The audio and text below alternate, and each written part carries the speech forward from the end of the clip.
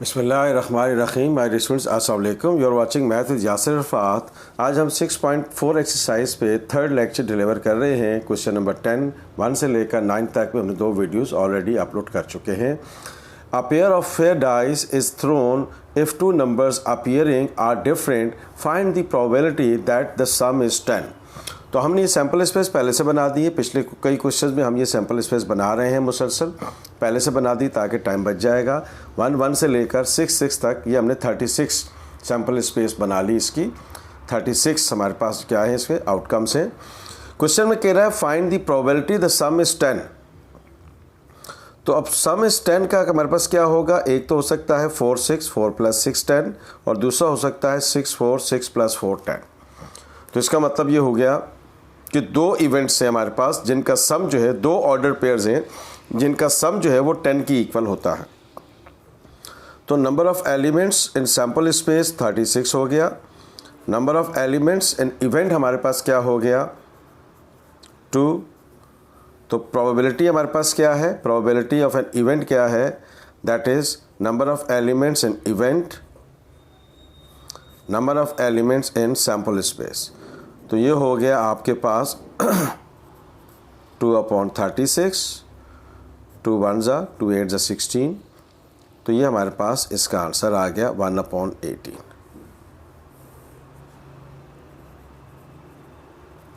तो अब देखें डियर स्टूडेंट्स, ये हमारे पास सैम्पल स्पेस बन गई। सैम्पल स्पेस के बाद हमने क्या बनाया? इवेंट्स बनाया कि जिसका सम जो है वो 10 की इक्वल हो। तो वो 2 ऑर्डर पेयर्स थे, तो हमने इसकी प्रोबेबिलिटी निकाल ली। इसका आंसर आ गया 1/8। सेकंड पार्ट में थोड़ा सा ट्विस्ट है, उसको हम ध्यान से रखिए, ध्यान से सुनिएगा। कह रहा है the sum is 6 or less. अब सम ऑफ 6 इज़ लेस, तो अब इसमें देखें 1 + 1 2 है, लेकिन ये 1 1 जो है वो सेम है। तो उसने कहा है कि डिफरेंट एलिमेंट्स होने चाहिए। जिसकी प्रोबेबिलिटी फाइंड करनी है उसमें ऑर्डर पेयर में जो एलिमेंट्स हैं वो डिफरेंट होने चाहिए। यानी कि एक ये नहीं होना चाहिए, एक ये नहीं होना चाहिए, 3 3 नहीं होना चाहिए, 4 4 नहीं होना चाहिए, 5 5 नहीं होना चाहिए, 6 6 नहीं होना चाहिए। तो गोया 1 2 3 4 5 6। तो 6 एलिमेंट्स हैं जो हमारे पास जब हम इसकी निकालेंगे इवेंट, तो उसके अंदर अगर ये आ रहे होंगे तो उसको हमने शामिल नहीं करना है अगर वो उसका सम 6 और लेस देन 6 है। तो आइए सेकंड पार्ट को आपके साथ शेयर करते हैं कि इसमें क्या ट्विस्ट है, उसको कैसे करना है। तो क्वेश्चन में उसने क्या कहा है? The sum of dots is 6 or less than 6। तो अब आइए हम इसमें इसको कैलकुलेट करते हैं, और वही और सैम्पल स्पेस जो भी हमने इसी पार्ट में आपसे शेयर की है, दोबारा लिखने की ज़रूरत नहीं, इसी को हम ले लेते हैं। तो ये इवेंट हो जाएगा, इसको भी ले लेते हैं। ये second part of the same question. तो अब देखें स्टूडेंट्स, ज़ोर से देखिएगा। कह रहा है the sum of dots is 6 or less than 6। तो 1 1 शामिल नहीं होगा, तो ये हो गया 1 2 1 3 1 4 1 5। यानी कि या तो उनके ऑर्डर पेयर्स का सम 6 हो या 6 से लेस हो। अब 1 1 हमने नहीं लिया, ये ख्याल रखिएगा। क्यों? उसने कहा है कि जो अपीयरिंग डॉट्स हैं वो सेम नहीं होने चाहिए, दे शुड बी डिफरेंट। तो इसका मतलब है कि 1 1 हम नहीं लेंगे। फिर वापस आइए 2 1, तो अब 2 2 नहीं लेंगे, 2 3, फिर 2 4, फिर आगे चलते हैं 3 1, 3 2, 3 3 नहीं लेंगे, 3 4 7 हो जाएगा, ज़्यादा हो जाएगा। आगे चलते हैं 4 1, 4 2, और फिर 4 3 7 ज़्यादा हो जाएगा। फिर हम चलते हैं 5 1, 5 1 हो गया हमारे पास। तो ये हो गया 1 2 3 4 5 6 7 8 9 10 11 12। ये हमारे पास 12 पॉसिबिलिटीज़ हो गई। अब इनका सम जो है वो या तो इवन नंबर है, और उसका सम जो है या तो 6 है या लेस देन 6 है, जिसमें सेम एलिमेंट्स शामिल नहीं हैं। 1 1 2 2 और 3 3 शामिल नहीं हैं। 1 2 3 4 5 6 7 8 9 10 11 12। तो हमारे पास टोटल कितने ऐसी पॉसिबिलिटीज़ हैं? 12 है। इस बात को दोबारा ज़हन में रखिएगा कि बी पार्ट में जो ट्विस्ट है वो क्या है कि प्रोबेबिलिटी तो फाइंड करनी है। The sum of dots is 6 or less than 6, तो 1 + 1 2 जो है ये भी लेस देन 6 होता है। लेकिन इसमें उसने क्वेश्चन में कहा है कि ये जो सेम एलिमेंट्स हैं ये नहीं होंगे, क्योंकि उसने क्वेश्चन में कहा है कि elements should be different, elements should be different. तो अब आइए हम इसको प्रोबेबिलिटी फाइंड कर लेते हैं। तो number of elements in sample space कितना है 36। Number of elements in B आपके पास क्या है 12। तो फिर प्रोबेबिलिटी ऑफ बी क्या हो जाएगा 12/36, 12 3s are 36। तो ये प्रोबेबिलिटी हमारे पास आ गई 1/3 which is the answer of the second part. I hope कि इसमें जो ट्विस्ट हमने आपसे शेयर करा है उसको आपने बेहतर तौर पे अंडरस्टैंड किया होगा। आगे इसी एक्सरसाइज में नेक्स्ट क्वेश्चन पे चलते हैं। ओके स्टूडेंट्स, अब आइए क्वेश्चन नंबर 11 पे चलते हैं। कह रहा है given that the probability of A is 0.3 and the probability of B is 0.7 and the probability of A intersection B is 0.21। कह रहा है find the probability of A then B and the probability of B then A. तो probability of A then B क्या होगा, probability of B और फिर probability of A intersection B. ठीक है, ए देन बी है तो बी की प्रोबेबिलिटी नीचे आएगी। तो ये हमारे पास आ जाएगा probability of A B, A intersection हमने निकाला है 0.21, P of A intersection B it is given, B आपको दिया हुआ है 0.37। तो ये हमारे पास इसका आंसर आ गया 0.3। This is the answer of this question, this part. अब इसके सेकंड पार्ट को देखते हैं। अब देखिए सेकंड पार्ट में क्या कह रहा है, probability of B then A. तो क्या मतलब हुआ, probability of A intersection B, probability of A नीचे है तो नीचे ही रहेगा। तो प्रोबेबिलिटी ऑफ ए आपको क्या दिया हुआ है 0.3, probability of A intersection B क्या है 21। तो ये हो गया हमारे पास 0.7, probability of B then A. ये हमारे पास इसका आंसर आ गया। आइए नेक्स्ट क्वेश्चन पे चलते हैं। ओके स्टूडेंट्स, ये आपको दिया हुआ है, कह रहा है from two events A and B. तो प्रोबेबिलिटी ऑफ ए आपको दिया हुआ है 0.5, प्रोबेबिलिटी ऑफ बी आपको दिया हुआ है 0.2, probability of A union B आपको दिया हुआ है। ए इंटरसेक्शन बी निकालना है। ए और बी जॉइंट सेट्स हैं तो ये नॉट म्यूचुअल एक्सक्लूसिव इवेंट्स हुए।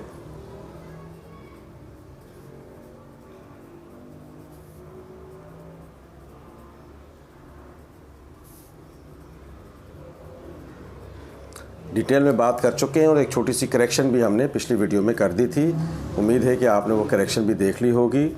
तो P of A union B it is equals to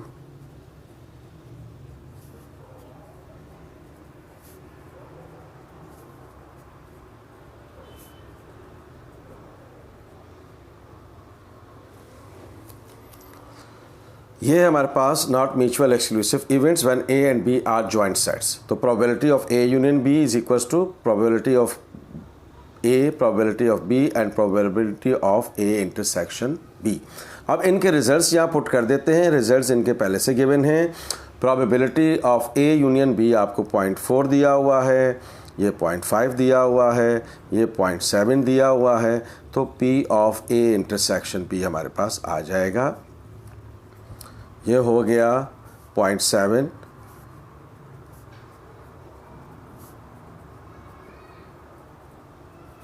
ये प्लस इधर आकर माइनस हो जाएगा,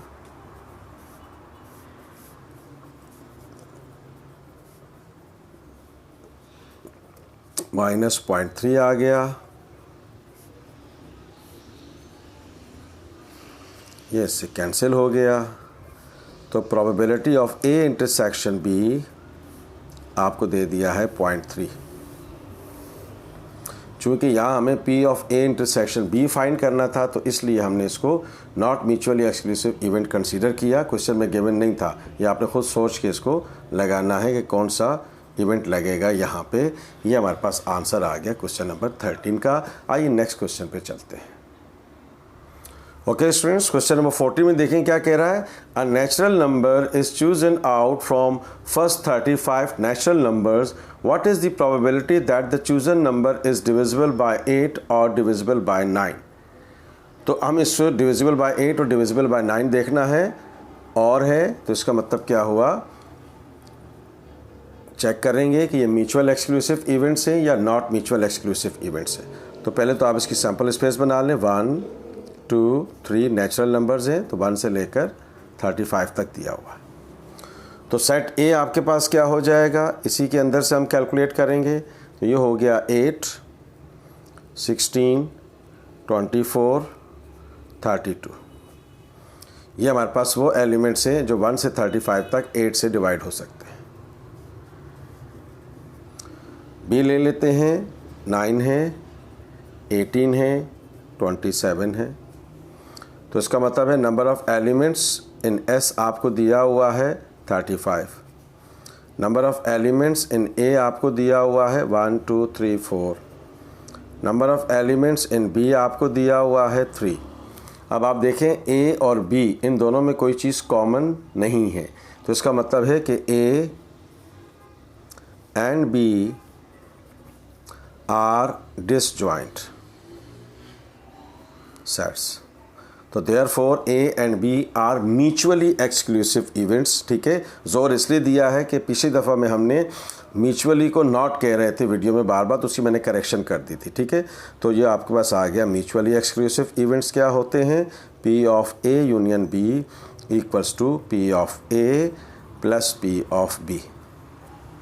तो आइए हम प्रोबेबिलिटी निकाल लेते हैं। तो पी ऑफ ए की प्रोबेबिलिटी हमारे पास क्या आ जाएगी, पी ऑफ ए जो है वो कितना है 4/35।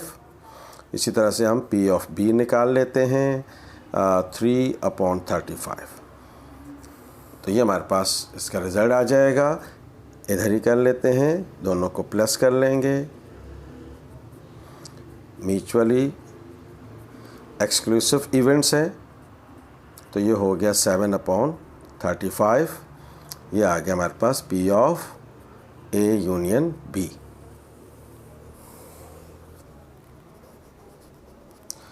डे स्टूडेंट्स, एक दो फिर ये बात ज़हन में रखिएगा कि अगर सेट्स जो हैं वो डिसजॉइंट हों तो वो म्यूचुअली एक्सक्लूसिव इवेंट्स होते हैं, और म्यूचुअली एक्सक्लूसिव इवेंट्स का ये फार्मूला है। तो इनकी हमने प्रोबेबिलिटीज़ निकाल ली, इन दोनों को प्लस कर दिए, ये हमारे पास इसका आंसर आ गया। आइए नेक्स्ट क्वेश्चन पे चलते हैं। ओके स्टूडेंट्स, अब आइए क्वेश्चन नंबर 15 पे चलते हैं। सेम एक्सरसाइज कह रहा है, अ bag contains 15 black 25 red and 10 white balls. A ball is drawn at random. Find the probability that it is either red or white.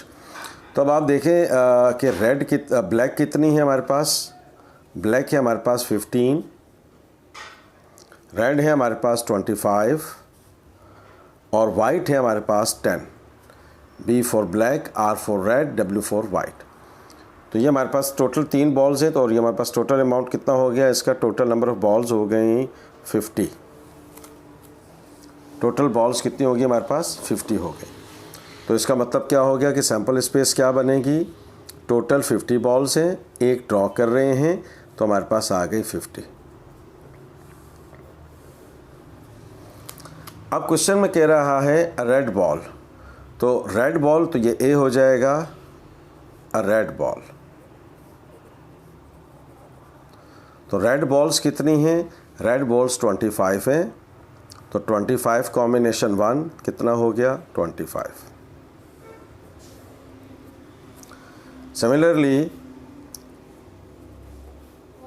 B हमारे पास कितनी है, बी हमारे पास हैं हमने फाइंड करना है वाइट का, तो वाइट हमारे पास कितनी है 10, तो ये हो जाएगा हमारे पास 10 combination 1। Okay students, 10 white balls हैं, तो 10 कॉम्बिनेशन 1 आपके पास आ गया 10। अब आप फोकस करेंगे सेट ए और सेट बी में। सेट ए में जो बॉल्स हैं वो रेड हैं, दैट इज़ 25, और सेट बी में जो है वो वाइट बॉल्स हैं। ज़हन में रखिएगा हम कलर की बात कर रहे हैं, तो इन दोनों डिफरेंट कलर्स हैं, तो इसका मतलब है कि ए और बी जो हैं वो डिसजॉइंट है। A and B are disjoint sets. तो फिर क्या हुआ, A and B are mutually exclusive events. Mutually exclusive events. तो जब म्यूचुअली एक्सक्लूसिव इवेंट्स है तो फिर क्या होगा, P of A union B will be equals to P of A plus P of B। तो अब हम इसकी प्रोबेबिलिटी निकाल सकते हैं। P ऑफ A की प्रोबेबिलिटी क्या होगी, पहले अलग अलग से प्रोबेबिलिटी निकाल लेते हैं। P ऑफ A क्या होगा, 25/50। P ऑफ B क्या होगा, दैट इज़ 10/50। तो ये हमारे पास क्या हो गया, probability of A union B, P of A plus P of B। ये हो गया 25/50, 10/50। तो ये हमारे पास हो गया 35/50।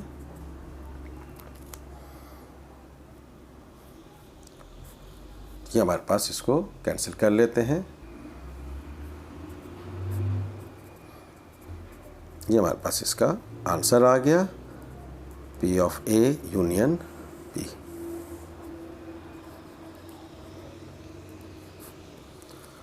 ओके स्टूडेंट्स, आइए नेक्स्ट क्वेश्चन पे चलते हैं। Okay students, 2 events A and B are given. तो प्रोबेबिलिटी ऑफ A आपको गिवन है 1/4, probability of A then B आपको 1/2 दिया हुआ है, B देन A 2/3 दिया हुआ है। कह रहा है A इंटरसेक्शन B प्रोबेबिलिटी निकालें और P ऑफ B हम कैलकुलेट करेंगे, ये हमें फाइंड करना है। तो अब आइए स्टूडेंट्स देखते हैं कि probability of B then A क्या होगा। प्रोबेबिलिटी ऑफ A नीचे आएगा और ऊपर क्या आएगा, probability of A intersection B। तो प्रोबेबिलिटी ऑफ B A आपको दिया हुआ है 2/3। Probability of A intersection B हमें कैलकुलेट करना है और P ऑफ A आपको दिया हुआ है 1/4।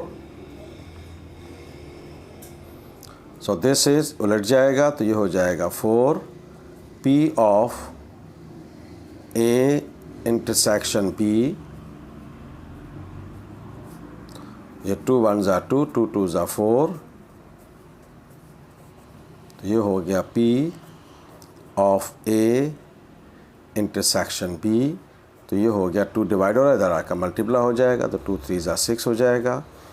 तो ये डियर स्टूडेंट्स हमारे पास P of A intersection B आ गया। आगे क्या कह रहा है कि P ऑफ B फाइंड करना है। तो P ऑफ B कैसे फाइंड करेंगे, A इंटरसेक्शन B हम निकाल चुके हुए हैं।